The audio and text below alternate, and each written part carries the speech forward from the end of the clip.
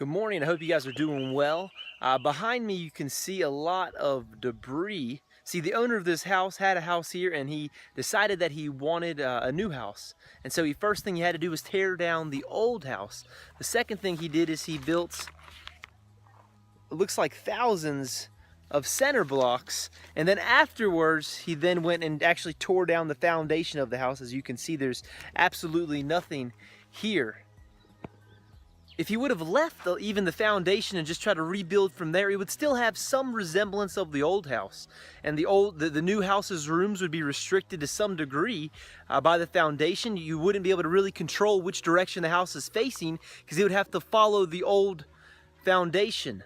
So by destroying the old foundation, you can completely start from new and have an actual new home. And the new home will not have any restrictions from the old foundation or the old home that was here. That was obviously something wrong in the first place, or he wouldn't have had to tear it down.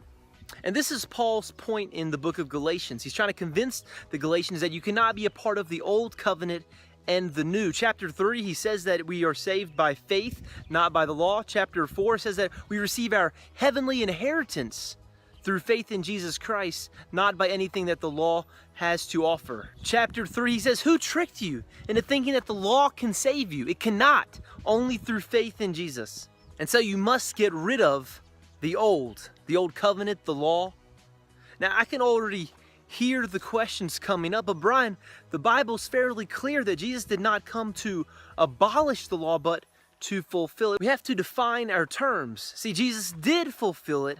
He fulfilled it by being what the law never had. The law's only had near perfect animal sacrifices, and through Jesus Christ it has more than a near perfect, and the sacrifice is not animal but God himself on man's behalf. Animal sacrifices can never quite quench the thirst of the law, but Jesus Christ, through his life, death, and resurrection, quenched and fulfilled every area, every aspect the law was asking for.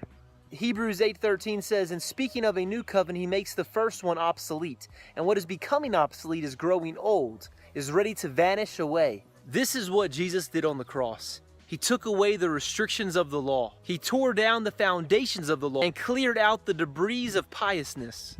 So a new foundation of the church could be built.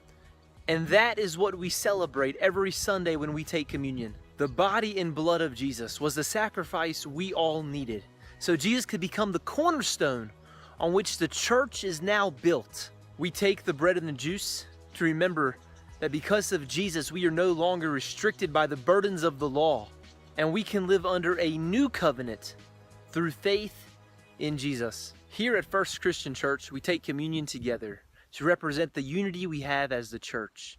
Take a moment to focus your minds and to pray as the bread and juice is passed around.